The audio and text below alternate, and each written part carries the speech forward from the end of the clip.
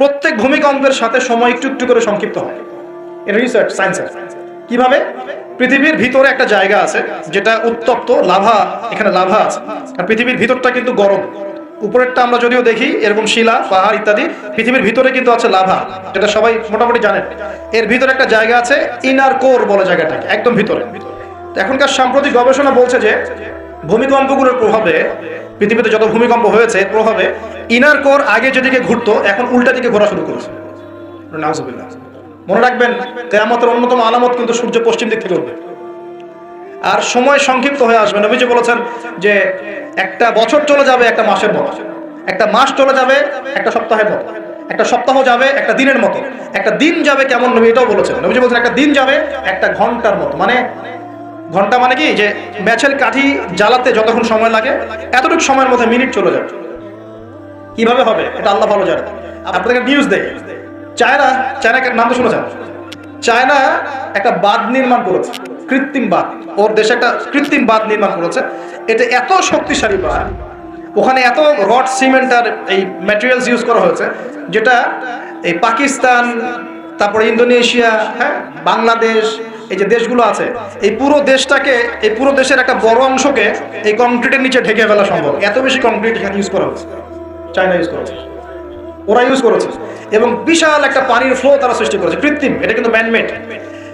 তো আমি গতকাল রিসার্চ করতে গিয়ে দেখলাম যে তারা বলছে এই বাঁধটা নির্মাণ করার কারণে পৃথিবীর আর্নিক গতির মধ্যে একটা পরিবর্তন চলে আসছে। মানুষের হাতের কামাই দেখা। আর এখানে কিন্তু এটাও বলা হচ্ছে যে পৃথিবীর প্রথম দিনটা হবে এক বছরের সমান লম্বা। কে জানে, হয়তো বা এমন কিছু হবে মহাবিশ্বে যে পৃথিবীর আর্নিক গতিটার মধ্যে কোনো পরিবর্তন হবে, ঘূর্ণনে কোনো পরিবর্তন দেখা দিবে, হয়তো বা, আল্লাহ ভালো জানে। তা আমি বিশ্বাস করি এটা হবে, কিন্তু আমি বলি না, কারণ এই মানুষ বলবে যে আপনি এত স্পেসিফিকলি কেমন করে বলতে পারেন। তা আমার বিশ্বাস এরকম কিছু একটা হবে, মহাবিশ্বে এমন কিছু একটা হবে যাতে এই পৃথিবীর গতির মধ্যে একটা পরিবর্তন আসবে। না হলে একদিন কেমন করে এক বছরের সমান হতে পারে? সাহাবীরা প্রশ্ন করলেন, ইয়া রাসূলুল্লাহ, আমরা তখন নামাজ কেমন করে পড়বো? নবীজি বললেন, অনুমান করে পড়ে নিবে, তোমরা এস্টিমেট করে অনুমান করে পড়ে নিবে যে কতটুকু সময় পর পর ওয়াক্ত হচ্ছে। তার মানে সাহাবীরা নামাজে তখনও সচেতন ছিলেন। তারপর দেখেন, নবী যেটাও বলছেন, দ্বিতীয় দিনটা হবে এক মাসের সমান, আর তৃতীয় দিনটা হবে এক সপ্তাহের সমান, বাকি দিনগুলো হবে তোমাদের দিনের মতোই। এটা হবে, বিশ্ববাসী দেখবে এগুলা। বিশ্বের সামনে ভয়ঙ্কর কিছু ঘটনা ঘটা এখনো বাকি আছে। বিশ্বটা এমন থাকবে না, এখন যা দেখছেন সব এমন থাকবে না। নবীজি বলছেন জ্ঞান উঠে যাবে যখন, এটা উঠে যাচ্ছে দিন দিন। মানুষকে এখন শেখানো হচ্ছে মানুষ বানর থেকে সৃষ্টি হয়েছে, এগুলো জ্ঞান, এগুলো জ্ঞান। ইসলামের জাজল্যমান ইতিহাসগুলোকে মানুষ ভুলে যাচ্ছে, এগুলো জ্ঞান। শেখানো হচ্ছে মানুষকে যে পর্দা এগুলো কুসংস্কার, পর্দা কি কুসংস্কার, এগুলো জ্ঞান। জ্ঞান কাকে বলে? ওয়ায়ুকবাদুল ইলম, মানে জ্ঞান উঠে যাচ্ছে, কবজ করে নেওয়া হচ্ছে। আর দেখেন আরেকটা হাদিস আসছে, আল্লাহ পাক কিন্তু কোরআন হাদিসকে তুলে নেবেন না। একটা হাদিস আসছে, আল্লাহ পাক কোরআন হাদিসকে তুলে নেবেন না, কিন্তু আলেমদের মৃত্যু হবে বেশি বেশি। আলেমদের জান কবজ করার মধ্য দিয়ে আল্লাহ পাক জ্ঞান উঠিয়ে নেবেন। একটু দেখেন না কয়জন আলেম আছে মাঠে, দেখেন তো কয়জন আলেম। আলেম তো অনেকেই আছে আলহামদুলিল্লাহ, কিন্তু বরেণ্য ওলামা যাদের কথা হাজার লক্ষ কোটি মানুষ শোনে, এমন আলেম কয়জন আছে দেখেন। আস্তে আস্তে প্রবীণ আলেমরা সব চলে যাচ্ছে। আর যে প্রজন্ম আমরা তৈরি করছি, এই প্রজন্মের কতজন এলম অর্জন করে ওই চ্যালেঞ্জ বুকে নিয়ে জাতিকে সংস্কারের জন্য নেমেছে দেখেন একটু। আমাদের দুনিয়া পেয়ে বসেছে। আমাদের চিন্তা হচ্ছে মসজিদ ইমামতি নিয়ে একটা তারাবি পড়াবো, ইমামতি করবো, একটা মাদ্রাসার মুহতামিম হবো, এতটুকুই আমার চিন্তা স্বপ্ন। কেন? স্বপ্ন থাকতে হবে যে আমি আমার জ্ঞান দিয়ে উম্মাহকে পরিবর্তন করবো ইনশাআল্লাহ, এবং আল্লাহর জমিন, আল্লাহর দিন প্রতিষ্ঠা করে ছাড়বো ইনশাআল্লাহ। এরকম চ্যালেঞ্জ নেওয়ার মানসিকতা আছে কয়জনের, খেয়াল করে দেখেন।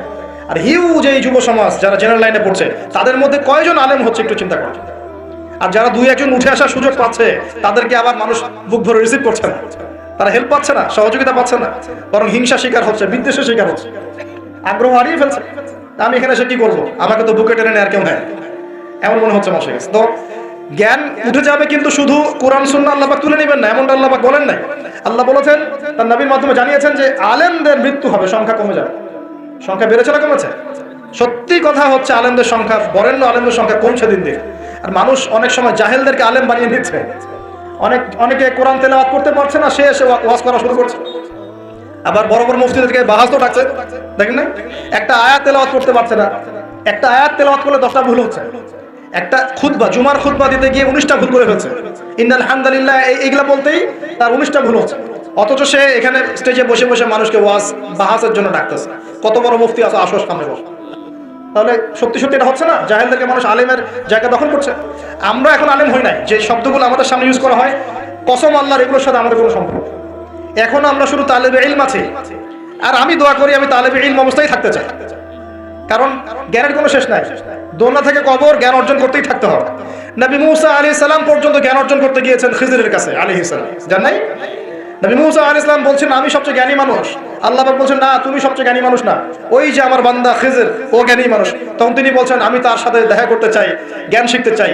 হাল আত্তাবিউকা আলা আন তুআল্লিমানি মিম্মা উল্লিমতা রুশদা, তিনি গিয়ে বলছেন আমাকে কি আপনার সাথে রাখবেন, আল্লাহ পাক আপনাকে যা শিখিয়েছেন তার থেকে কিছু শেখাবেন?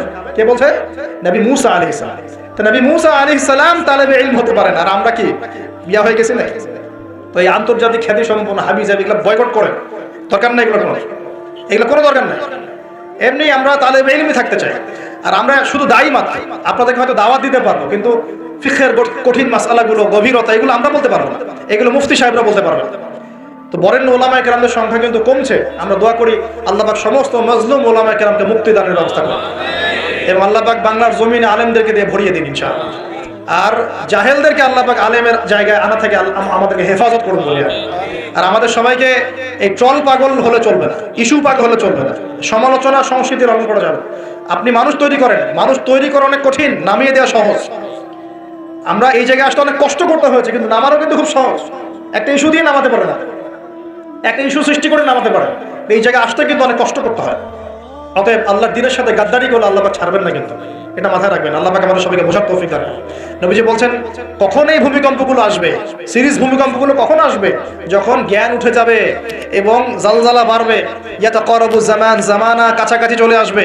আরো বলছেন নবীজি যে তোমাদের মাল সম্পদ বৃদ্ধি পাবে, ফায়াফিদু, এবং মাল সম্পদ উপচে পড়বে তোমাদের। দিন দিন দেখছেন না যে যার স্যান্ডেল কেনা টাকা ছিল না, সে এখন উঁচু উঁচু বিল্ডিং তৈরি করতেছে, দেখেন না? এটাই তো নবী সাল্লাল্লাহু আলাইহি ওয়াসাল্লাম হাদিস জিবরিলে কি বলেছেন? ওয়ান তারাল হুফাতাল উরাতাল আলাতা রিয়া আশ-শাইয়া তাতাওয়ালুনা ফিল বুনিয়ান। নবীজি বলেন কিয়ামতের অন্যতম নিদর্শন হচ্ছে সমাজের নগ্ন পদের খালি গায়ের রাখাল শ্রেণীর মানুষ উঁচু উঁচু বিল্ডিং নির্মাণের প্রতিযোগিতা করবে। এমনটা হচ্ছে না? সম্পদ বাড়ছে মানুষের, এটাও একটা কিয়ামতের সাইন। নবীজি আরো বলেন ওয়া যাহরাতিল কায়নাত ওয়াল মুগান্নিয়াত, এবং বেশি বেশি বাদ্যযন্ত্র এবং নায়িকা নর্তকী এগুলোর সংখ্যা বাড়তে থাকে। বাড়ছে না এগুলো বাড়ছে। এই সময় নবী সাল্লাল্লাহু আলাইহি ওয়াসাল্লাম বলছেন যে এই জালজালাগুলো আসতে থাকবে। এটা একটা হাদিস। একটাতে আসছে যে নবী সাল্লাল্লাহু আলাইহি ওয়াসাল্লাম বলছেন লা ইয়াশরাবান্না নাস মিন হাযিহিল উম্মাহ আল খামর, আমার উম্মতের মধ্যে কিছু মানুষ মাদক দ্রব্য পান করবে, সবাই না, কিছু মানুষ মাদক দ্রব্য পান করবে।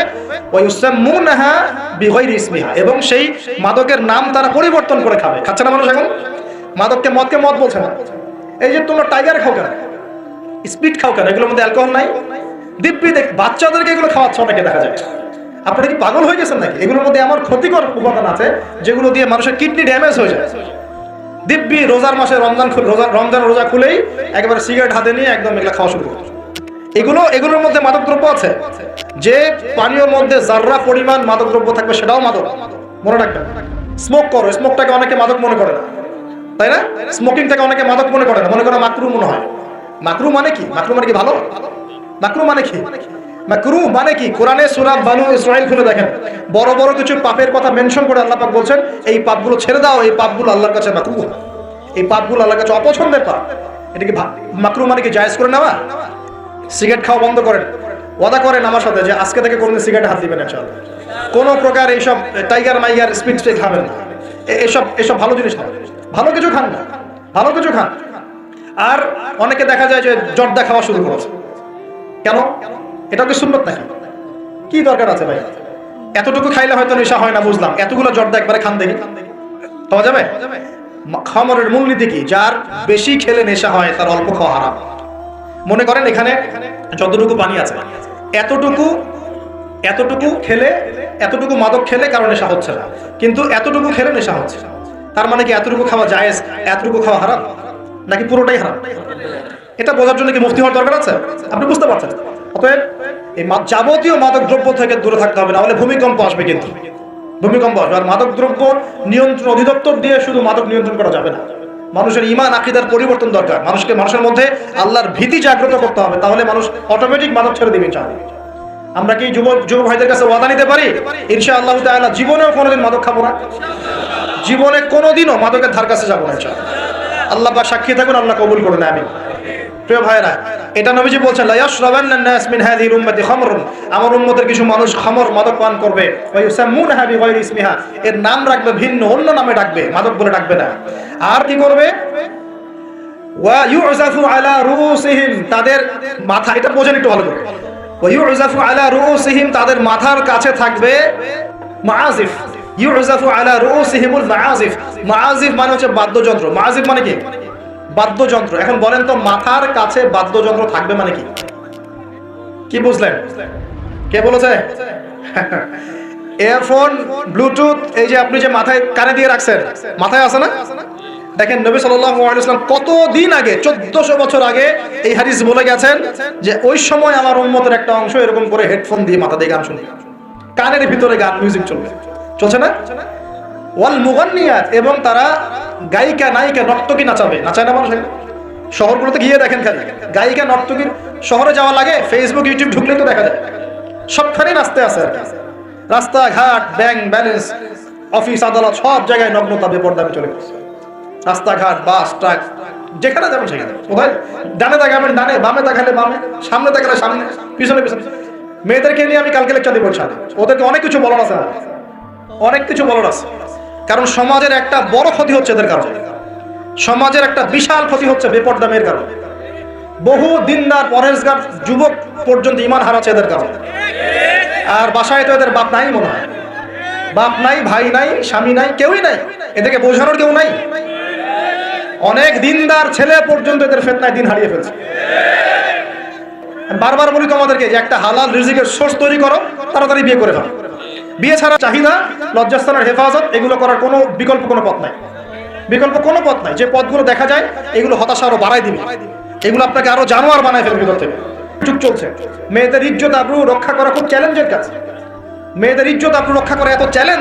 একটা ছেলে হাফেজ হতে গিয়েছে মাদ্রাসায়, তার সাথে যদি টিচার এরকম কাজ করে, এই টিচারকে জাতির সামনে এনে ফাঁসি দেওয়া দরকার।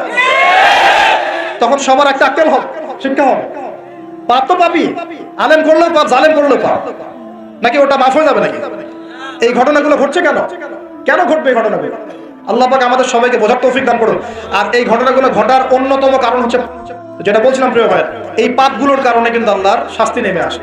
খমর এক নাম্বার ছিল শিরক, তারপর কুফর, মাপে কম দেয়া, অন্যের সম্পদ আত্মসাৎ করা, মাদকদ্রব্য সেবন করা, এই যে গান বাজনা, বাদ্যযন্ত্র, নর্তকী নাচানো, এগুলোর কারণে কোন শাস্তি আসে ভাই বলেন? আল্লাহর পক্ষ থেকে জালজালা মানে ভূমিকম্প। জালজালা মানে কি? ভূমিকম্প। আর আসবে সিরিজ, মানে বছর জুড়ে চলবে এগুলা। আর একটা হাদিস বলে শেষ করছি। ও আচ্ছা, এর পরিণতিটা বলে নেই। নবীজি বলছেন ওয়াজআলুল্লাহু মিনহুমুল কিরাদাতা ওয়াল খানাজির, যারা এই কাজগুলো করবে, মানে মাদক খাবে, নাম চেঞ্জ করবে, যারা বাদ্যযন্ত্র নিয়ে রাত কাটাবে, যারা নর্তকী নাচাবে, আল্লাহ রাব্বুল আলামিন এদেরকে একদিন সকালবেলা বানর আর শুয়োর বানিয়ে দিবেন। আর ওয়ায়াকসিফুল্লাহু বিহিমুল আরদ, আল্লাহ পাক জমিন সহ ওদেরকে ধসিয়ে দিবেন, এই যে ভূমিধস।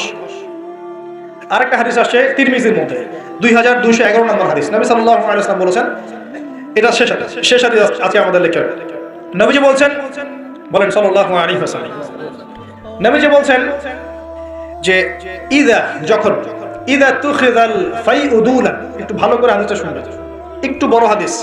এই হাদিসটা আমাদের আজকের পুরো জিনিসটার কনক্লুশন নিয়ে আসবে।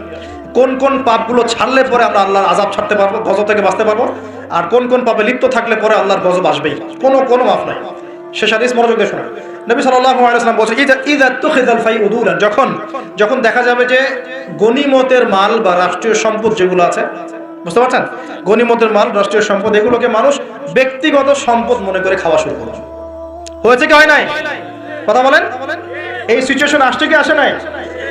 একটা হাতি আসতে থাকে উপর থেকে, হাতি আস্তে আস্তে আস্তে আস্তে মাছি হয়ে যায়, হয় না? এটা হয় কি না? এটা শাস্তি সম্পর্কে আল্লাহ পাক অন্য জায়গায় বলেছেন, এবং নবী হাদিসেও বলেছেন যে যা আত্মসাৎ করবে সেটা কিয়ামতের দিন তার ঘাড়ে চাপিয়ে দেওয়া হবে।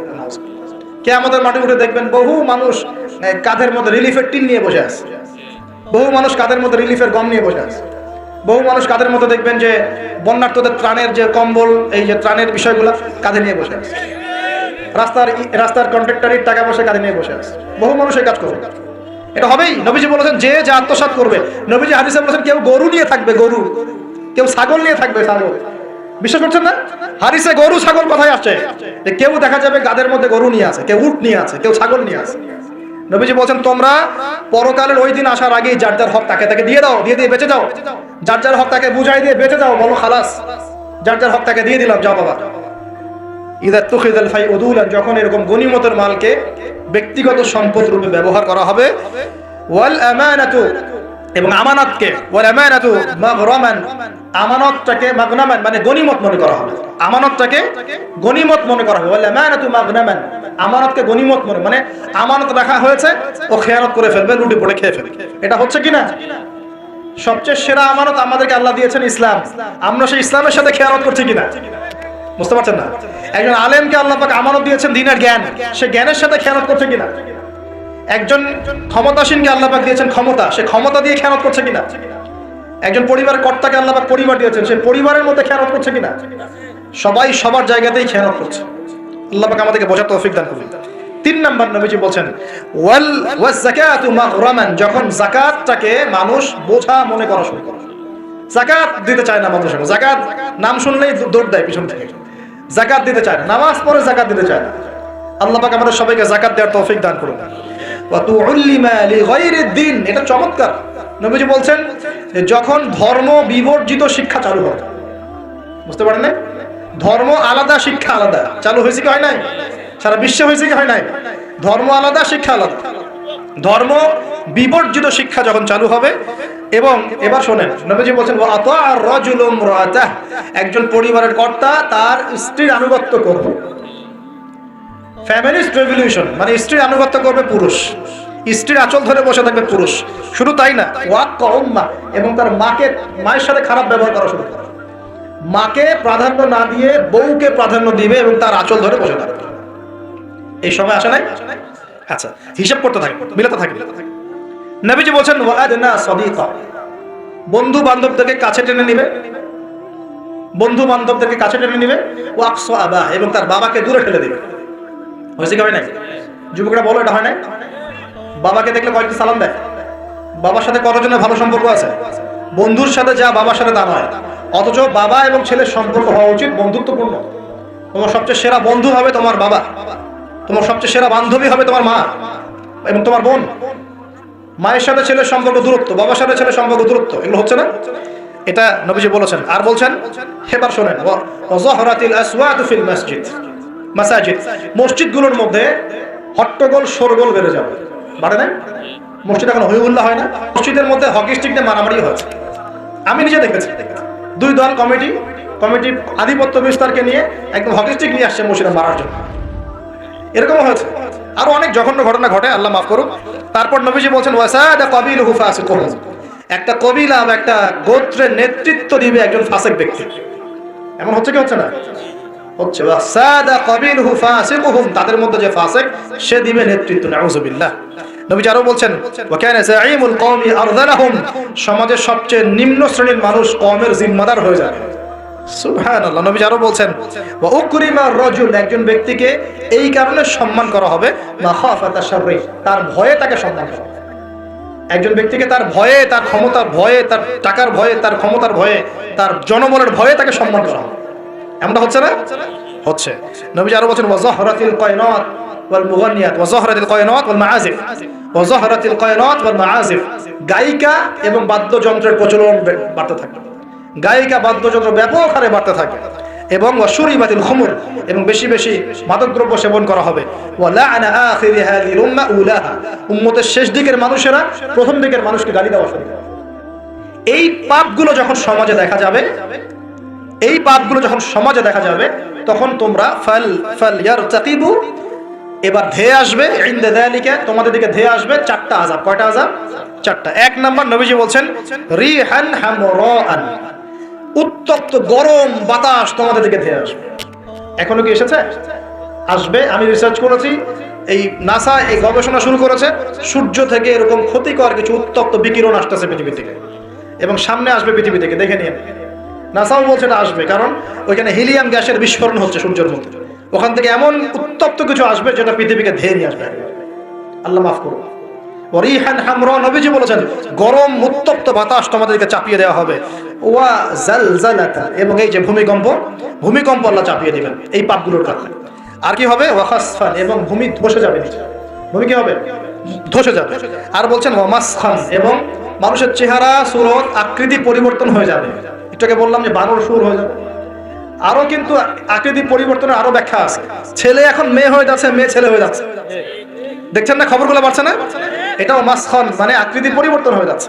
আরেকটা হচ্ছে ওয়াকাযফান, এবং আসমান থেকে আল্লাহ পাথরের বৃষ্টি বর্ষণ করবেন। এই পাঁচটা শাস্তি তোমাদের কাছে ধেয়ে আসবে। কিভাবে? একটা তসবিহ দানা ছিঁড়ে দিলে যেভাবে টপ টপ করে সব পড়ে যায় পুঁথিগুলো, এত দ্রুত এই ফিতনাগুলো আসতে থাকে। তাহলে ভাই কোন কোন পাপ শিখলাম? আজকের এই ছোট্ট আলোচনা আমরা শিখলাম যে শুআয়ব আলাইহিস সালামের কওমকে সর্বপ্রথম ধ্বংস করা হয়েছে ভূমিকম্প দিয়ে। যে ভূমিকম্প আমরা এখন আমাদের সামনে দেখছি, এবং আশঙ্কা করা হচ্ছে বাংলাদেশের দিকেও বড় কোনো ভূমিকম্প, এটা আশঙ্কা করা হচ্ছে। এবং ভূমিকম্প প্রবণ এলাকাগুলোর মধ্যে সিলেটও আছে। সিলেট, চট্টগ্রাম, এই বার্মার এই রুট আছে, এদিকে রংপুর, ঢাকা তো এগুলো আছেই। এবং সবচেয়ে বেশি ক্ষতির মধ্যে পড়তে পারে ঢাকা শহর। আল্লাহ না করুক তো দোয়া করছে, কিন্তু পাপ তো ঠিকই করছে। আল্লাহ না করুক যদি এরকম 5 থেকে 6 মাত্রাটা কোনো ভূমিকম্প হয়েছে, যার উৎপত্তি স্থল বাংলাদেশের কাছাকাছি, তাহলে দেখবেন আল্লাহ না করুক লক্ষ লক্ষ মানুষ মারা যাবে। আল্লাহ আমাদেরকে হেফাজত করুন, আল্লাহ আমাদেরকে বাঁচায়। প্রিয় ভাইরা, তবে আমরা শিখলাম শুআয়ব আলাইহিস সালামের কোন কোন পাপ করেছিল যার কারণে এই আযাব আসছে। 1 নাম্বার শিরকের পাপ করছে। কি পাপ বলেন? আমরা আল্লাহর কাছে তওবা করছি, আল্লাহ আমরা যত রকম শিরকের পাপে ছিলাম আল্লাহ তোমার কাছে তওবা করলাম, এবং আজীবন শিরক মুক্ত আমল নিয়ে চলবো ইনশাআল্লাহ। 2 নাম্বার, তারা কুফরি করতো, আমরা সমস্ত কুফরি থেকে আল্লাহর কাছে তওবা করছি, আল্লাহ আমাদেরকে কুফরি মুক্ত আমল করার তৌফিক দান করুন। 3 নাম্বার, তারা মাপে কম দিত। আমরা যারা ব্যবসা করব বা অর্থনৈতিক জীবন চালাবো, কোনোদিনও মাপে কম দেবো না ইনশাআল্লাহ। আল্লাহ আমাদেরকে হেফাজত করুন, বোঝার তৌফিক দান করুন। 4 নাম্বার, তারা পাপ করেছিল অন্যের সম্পদ অন্যায়ভাবে আত্মসাৎ করতো। এই কাজটা আমরা করতে যাবো না ইনশাআল্লাহ। আল্লাহ পাক আমাদেরকে হেফাজত করুন বলি আমিন। আর এই উম্মতে মুহাম্মাদিয়া আর কি কাজ করবে যার কারণে এই পাপ আসবে? 1 নাম্বার হচ্ছে তারা কি করবে? রাষ্ট্রীয় গনিমতের মালগুলোকে নিজের করে ভোগ করা শুরু করবে। আল্লাহ আমাদেরকে এই দুর্নীতি থেকে বাঁচাক বলি আমিন। আর কি করবে? তারা আমানত রাখা হলে লুটপাট করে খেয়ে ফেলবে। আল্লাহ পাক আমানতের খেয়ানত করা থেকে আমাদেরকে বাঁচাক। আর কি করবে? তারা যাকাতটাকে বার্ডেন মনে করবে, যাকাত দিতে চাবে না। আল্লাহ আমাদেরকে যাকাত দেওয়ার তৌফিক দান করুন। আর কি করবে? তারা ধর্ম বিবর্জিত জ্ঞান শিক্ষা করবে। আল্লাহ পাক আমাদেরকে ধর্মীয় জ্ঞান শেখার তৌফিক দান করুন। আর কি করবে? 5 নাম্বার, তারা এই বাড়ির পুরুষরা স্ত্রীদের আঁচল ধরে বসে থাকবে, মাকে কষ্ট দিবে। আল্লাহ পাক আমাদেরকে মায়ের হক আদায় করার তৌফিক দান করুন। আল্লাহ পাক সবার হক আদায় করার তৌফিক দান করুন, স্পেশালি মায়ের হক আদায় করার তৌফিক দান করুন। আর কি করবে? সে বন্ধু বান্ধবদেরকে কাছে টেনে নিয়ে বাবার সাথে খারাপ ব্যবহার করা শুরু করবে। আল্লাহ পাক আমাদের সবাইকে পিতাদেরকে সম্মান করার তৌফিক দান করুন। আর কি করবে সে? বলেন আমার সাথে, ভুলে গেছেন? আর কি করবে? তারপরে সমাজের যে ব্যক্তি সবচেয়ে ফাসেক, সে সমাজের নেতৃত্ব দিবে। আল্লাহ পাক এরকম ফাসেকদের নেতৃত্ব থেকে আমাদেরকে বাঁচাক। সমাজের সবচেয়ে নিম্ন শ্রেণীর মানুষ জিম্মাদার হয়ে যাবে সমাজের, এখান থেকে আল্লাহ পাক আমাদেরকে বাঁচাক। মানুষ সম্মান করবে, মানুষকে ভয় করে। আল্লাহ পাক মন থেকে সম্মান করার তৌফিক দান করুন এবং সম্মান পাওয়ার যোগ্য হওয়ার তৌফিক দান করুন। আর কি করবে? তারা মাদকদ্রব্য পান করা শুরু করবে। আল্লাহ পাক আমাদের সবাইকে মাদকদ্রব্য ছেড়ে দেওয়ার তৌফিক দান করুন। আর কি করবে? তারা মেয়ে নর্তকী নাচাবে, গায়িকা নর্তকী নাচাবে। এসব গায়িকা নর্তকী থেকে আল্লাহ আমাদেরকে বাঁচাবে। কি করবে? তারা কানের উপরে বাদ্যযন্ত্র প্লে করবে, মানে বাদ্যযন্ত্র নিয়ে সময় কাটাবে। আল্লাহ পাক আমাদেরকে সমস্ত বাদ্যযন্ত্র ত্যাগ করার তৌফিক দান করুন। এবং শেষ জামানার মানুষরা প্রথম জামানার মানুষকে অভিশাপ দিবে। আল্লাহ পাক আমাদেরকে সলফে সালেহিনের মতো মানুষ হওয়ার তৌফিক দান করুন। এবং সর্বশেষ যে বিষয়টা, সেটা হলো যে মাদকদ্রব্য পান করে এর নাম রাখবে ভিন্ন। যখন এমন কাজ মানুষ করবে তখন ধেয়ে আসবে গরম বাতাসের আযাব, ভূমিকম্প, জালজালা, সিরিজ ভূমিকম্প, আরো ধেয়ে আসবে মহামারী, আরো ধেয়ে আসবে খাসফুন, মানে একদম ধসে যাবে জমি, কাযফান, আকাশ থেকে পাথর বর্ষণ, মাসখান, এবং চেহারা বিকৃতি। আল্লাহ রাব্বুল আলামিন আমাদের সবাইকে আল্লাহ পাকে নিজ অনুগ্রহে মাফ করে দেন এবং এই ধরনের পাপ থেকে বেঁচে থাকার তৌফিক দান করেন। যে পাপগুলো করলে আল্লাহর আযাব নেমে আসে, এই পাপগুলো থেকে আল্লাহ আমাদের সবাইকে হেফাজত করেন বলি আমিন। আকুলু কাওলি হাদা আস্তাগফিরুল্লাহ লি ওয়া লাকুম ওয়া লিসাইল মুসলিমিন। বারাকাল্লাহু লানা ওয়া লাকুম বিল আয়াতিল হাকীম ইন্নাহু তাআলা জাওয়াদুল কারীম ওয়া রাউফুর রহিম।